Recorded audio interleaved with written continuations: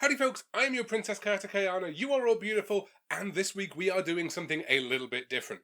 So, last week I played through Mario 3D World, and it got me thinking, which of the Mario games is actually the hardest? There's none of them that are particularly taxing, or at least I didn't think so before I started making this video, but which of them is the most difficult one to play?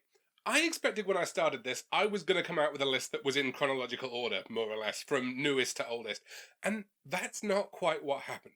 Join me and let's take a look at which is the hardest Mario game. So, just a couple of rules before we start the list here, folks. Number 1, this list is about difficulty, it is not about the quality of the game. Number 2, no speedruns. That means no warp whistles, no rainbow roads, anything like that.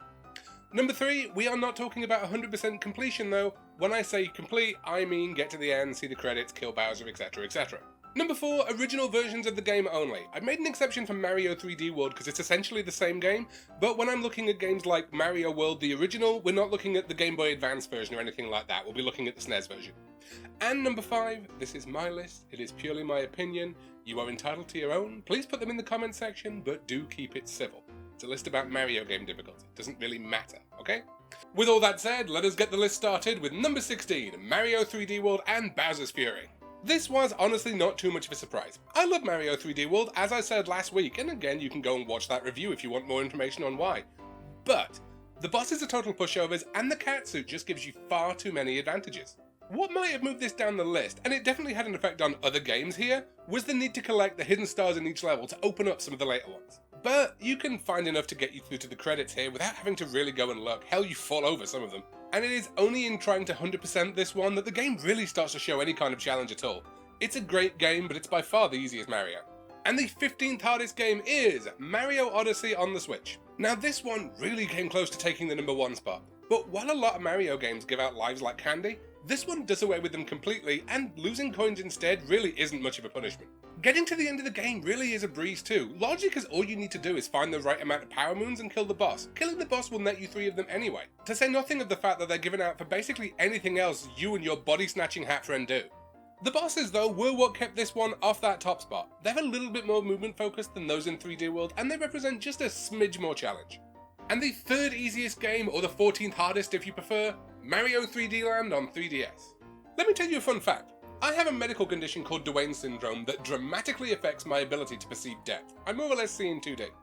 Because of that, the 3DS main gimmick will always be lost on me. I'm telling you this because none of that affected my ability to absolutely breeze through Mario 3D Land. For one thing, the game's super short, it's by far the shortest of the 3D outings. And it felt a lot like Nintendo were nervous about their own gimmick here because every platform you have to land on in the game is approximately the size of Madison Square Garden.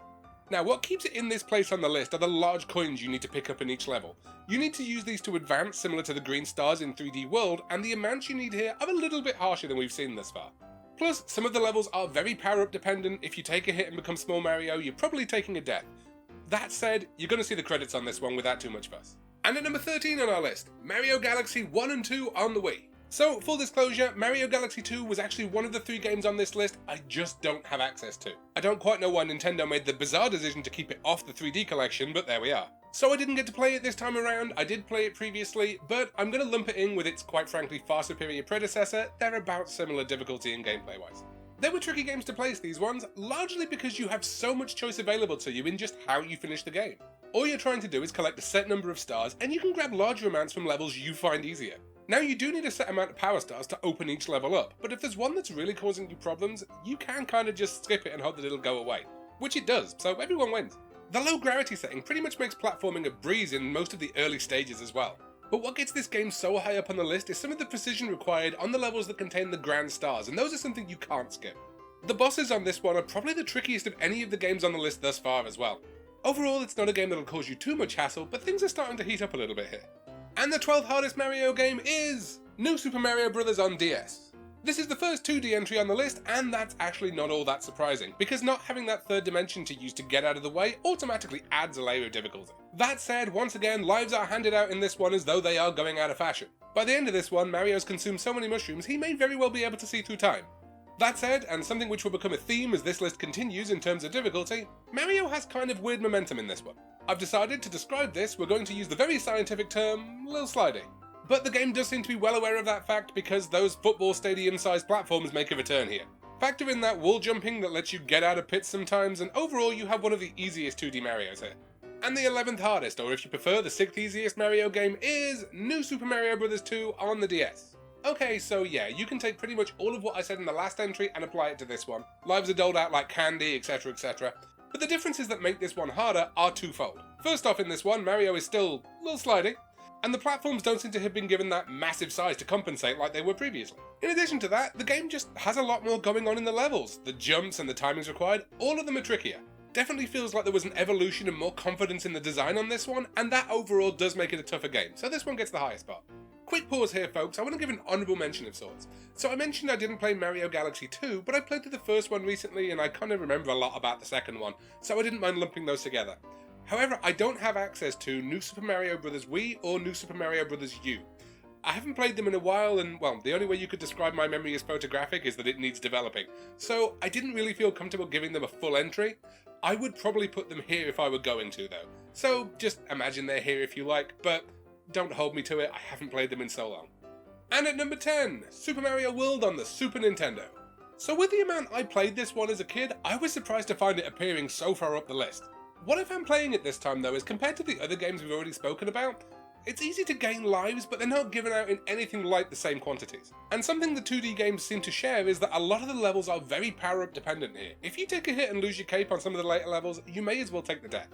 That, and also, remember we're taking the game's normal route here. If you go through the full game, the platforming certainly gets trickier towards the end. Overall, there's some satisfying challenge in this one.